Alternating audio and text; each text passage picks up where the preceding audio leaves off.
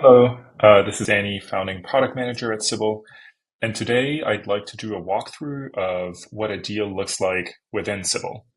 So what I'm looking at right now is what we call a deal board. This is your board of all the deals that we gather in Sybill from the meetings that you take. And you can look at a list of the deals and a lot of deal-related information. We've done a previous walkthrough of this board, but I want to show you what happens now that we've designed what happens when you try to open a deal. So if I try to open this one here, the way that this page is now structured is that you'll see your deal title at the top. If there are more deals within the same account, you'll see a drop down where you can navigate to the other deals in the account. You can navigate to the CRM directly from here, and you can share this deal card. This will copy a link that you can share with the rest of your team for them to open this deal card. Then we have this chat bar at the top. Very soon, this is going to have more full-fledged Copilot capabilities where you can ask even more in-depth question about this deal or about this deal and all of your other deals, about the account, about specific deals, specific meetings. Effectively ask questions not just on the deal, but on the entire knowledge base of what your company has or what your team has within Sybill.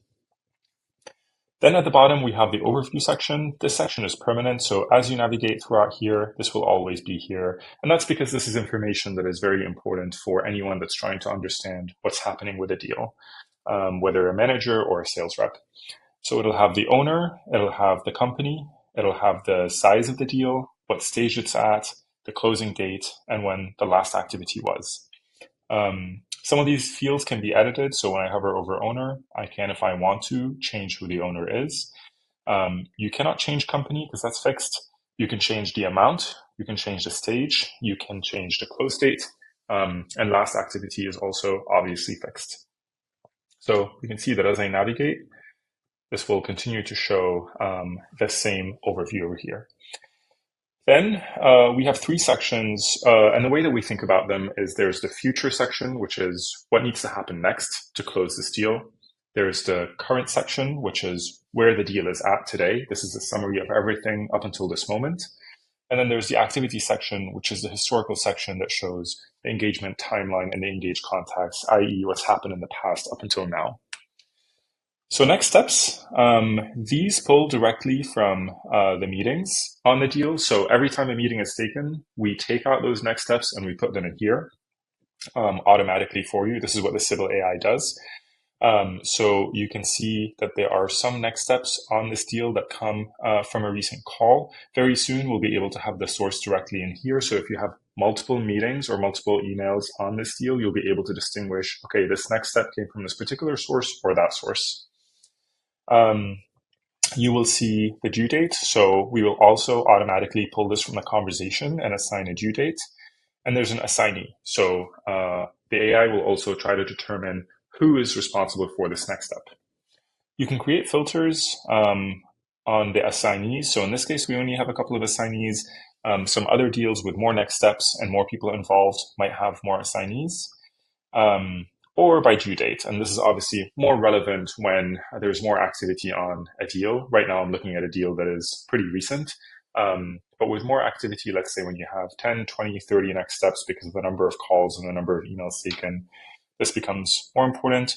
There are a couple of predefined filter options here. So due date is overdue or today, just creating a shortcut for users. So if there are any next steps that should have happened already in the past, this will highlight that, or ones that are pertinent to today, this will also highlight that. Or within the next 7 days, the next 30 days, or create your own custom date. And then whenever you complete next steps, so for example, if I complete this now, it disappears. I'll get a message that it's been completed. I can undo that, or I can go to the archive and see the completed next steps over here. And now the archive is empty.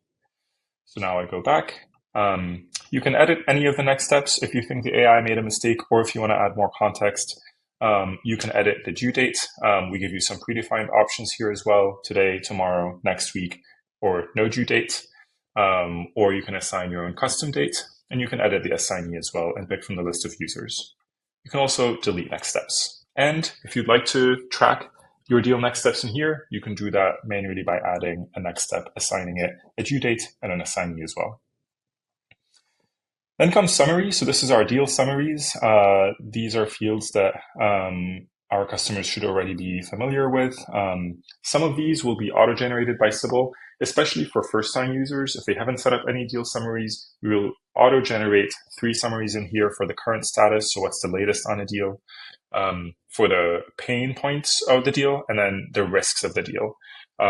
Mostly because these are pretty standard fields that we think every sales team would like to know about a deal. So, and it also acts as a starting point.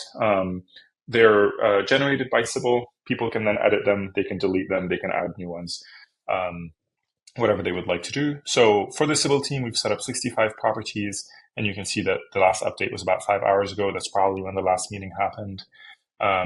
You can edit the content if you think, again, that the AI has made a mistake, or if you would like to add additional context. And you can go to the settings page in order to modify these prompts and to map them to CRM properties if you would like to do so. And lastly, we have the activity. So again, this is a recent deal, so we're only looking at one activity here. This is from today. So I can see a timeline of the last 30 days. I can navigate back to any previous, timeline for the 90 days, and I can navigate back, and I can navigate forward. I can come back all the way to this week. If there is a deal where the last activity was before the current view of 90 days, then I can easily navigate to that. Maybe I'll actually do that quickly and show what that is like. So if I, for example, go to an older deal where there hasn't been any activity for a while, no activity in this period, I can go to the last activity and it will take me to the period when there was activity. And here I can see what that activity was by week, as well as how much activity there was in the week. So I'm getting here all the email exchange that happened on that particular day. It seems like on that one day, it was mostly emails, or at least for those 3 weeks in a row.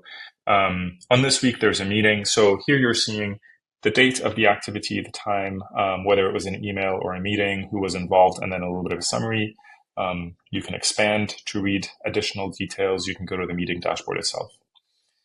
And then at the bottom, there are engaged contacts. So these are the contacts on a deal. You'll get their preliminary info, so name, title, where they work, when the last exchange was. You can copy their email if you'd like to, and you can open up their LinkedIn profile.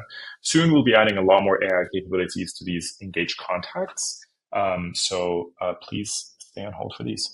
And that is the deal card. Thank you.